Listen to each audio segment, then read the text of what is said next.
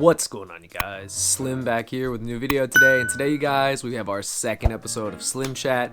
Shout out to all of you who really appreciated my first episode. I know it's been years, so many years since we did that segment, and like I say, periodically we'll bring it back here and there. It is something that I do want to keep on the channel. You guys seem to like my discussions and my take on things since I am an OG in the game. Today, we're talking about the reality of rogue decks and Yu-Gi-Oh! So smash that like button. If you enjoy this type of content, let me know the topic you'd like to see on our next episode. Hey, let's get into it. So, and check all my sponsors and stuff down in the description below. You guys know the usual deal. So, rogue decks and Yu-Gi-Oh! I'm gonna be honest. I love rogue decks. I do. It probably shocks the shit out of you because I've been around for so long, you would think, oh man, you gotta be like a die-hard meta player. Hell no. I have tried, I lost count years ago, like how many different decks I've tried over the years of me playing in and out of the game, and it's crazy when I think about how many awesome experiences I have from playing rogue decks. Now, rogue decks are something that unfortunately are frowned upon in the Yu-Gi-Oh! Community by a certain portion of that community. We have to remember that the majority of Yu-Gi-Oh! Players, believe it or not, they're casuals. They're the ones that started watching the show, got inspired by the show, wanted to play what they saw on the show, got inspired by Master Duel, played whatever they wanted, and just, went forward with that. Believe me when I say, even though there is a large amount of competitive Yu-Gi-Oh! Players, it is nothing compared to the amount of casual and rogue players that we actually have in our game. And you know what? That is fucking awesome. You know why that's awesome? It's awesome because as long as those casual players have an outlet to play their decks, as long as those rogue players are still willing to try and build new decks to combat the meta or just play in different formats or play, with their friends and whatnot, this game is always going to thrive. I never once thought Yu-Gi-Oh! Would die. You can check back all these years. I never once said Yu-Gi-Oh's dying. That's a load of bullshit. It always will be a load of bullshit. Yu-Gi-Oh! Ain't dying. No matter what people say, it's never dying. It's not even dying on the competitive front. People think events get lower and lower attendance, they're getting worse. No, it's just certain locations people don't want to go to. People don't want to fork out the money.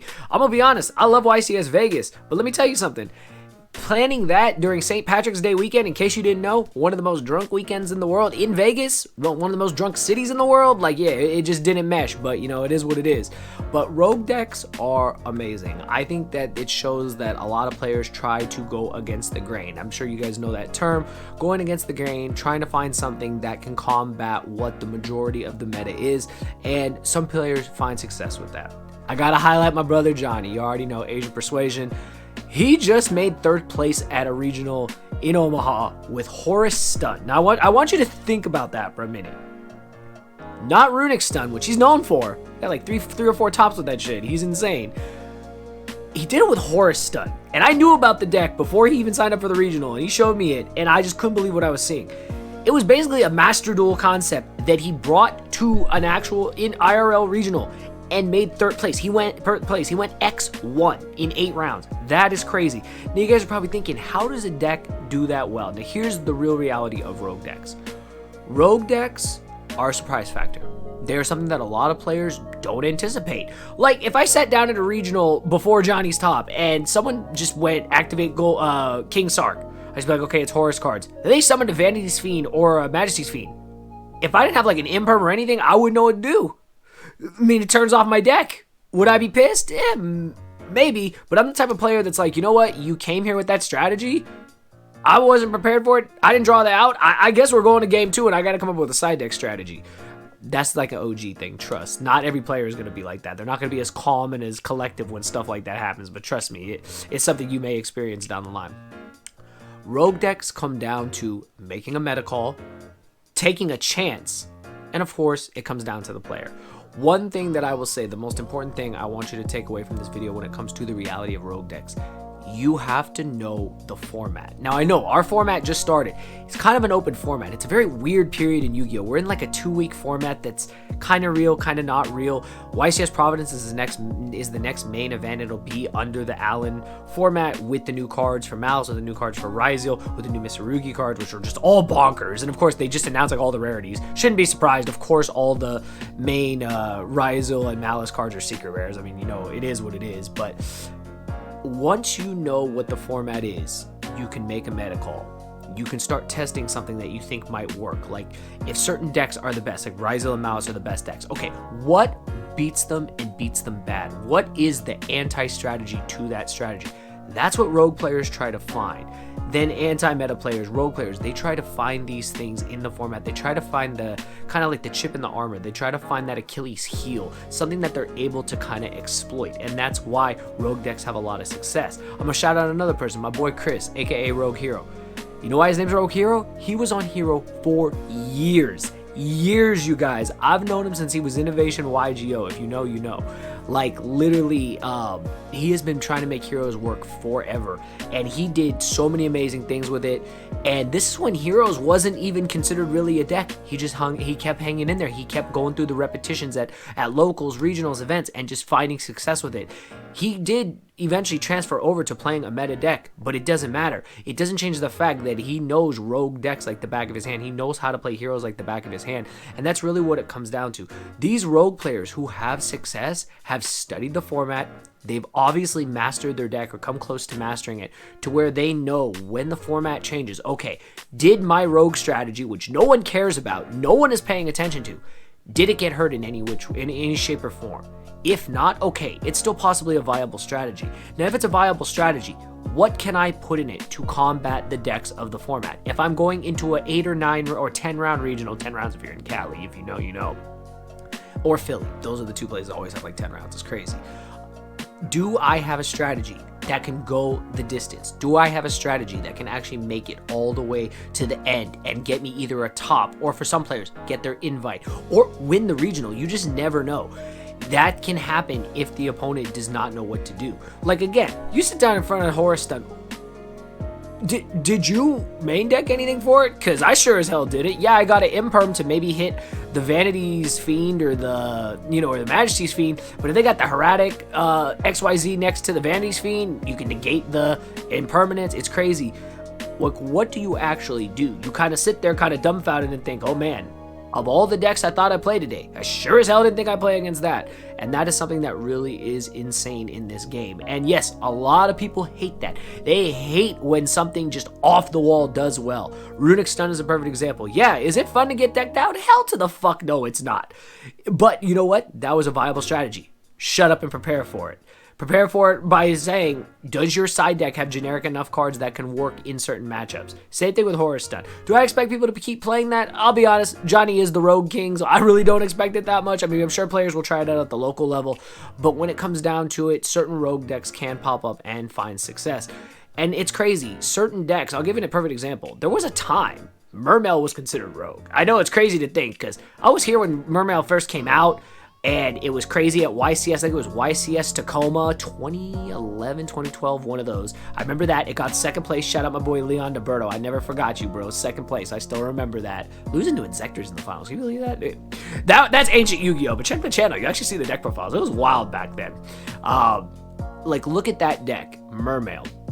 Then became Mono Mermail. I always remember one of my childhood moments, yes, childhood moments, even though I was in my 20s at the time, was getting to sit down and actually record Billy Break's 4th place deck profile from YCS Miami. He topped with Mono Mermail. Him and Jeff played that deck. It was crazy. It was just absolutely insane, like what they came up with to make like a pure Mermail deck. Mermail came in and out of the format, eventually kind of faded away, lost a lot of cards, started to come back into the format. It's won a couple YCSs. Then, of course, Dweller, Bahamut, they're gone. They needed to be gone. But Mermail is still a deck, and it is amazing. It may not be as good as it once was, but it literally went from what was once a meta deck to then considered a rogue deck back to being a meta deck. And that's the crazy thing that can happen with some of these decks. Some rogue decks can literally become meta.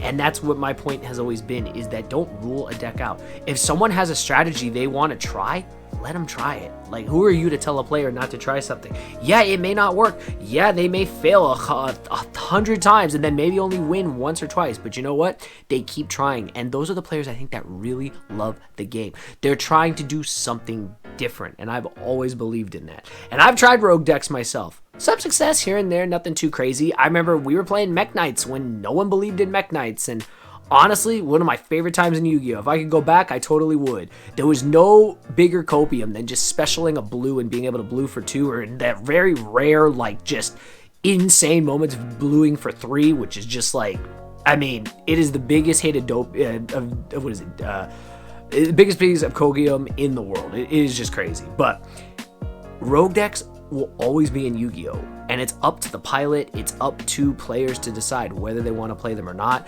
If you want to play the best deck, I fully understand it. Why wouldn't you want to play the best deck if you want the best chance to do well? But don't ever like miss out, and don't ever count out rogue decks, because they can do things that other decks can't. And if you're not careful, they will take you by surprise. We've all lost to a rogue deck. We've all lost to a strategy that we weren't prepared for. And I think that's the amazing thing about Yu-Gi-Oh! Is that even though the meta does set itself after a couple weeks, it's projected what the best decks are. There can always be a black sheep deck that just comes out of nowhere and just totally just warps the format for like even one event. I think it's amazing. Another key one, Dinka Boy, being able to literally win with Fire King, win a YCS, and then I think he just won an event last week.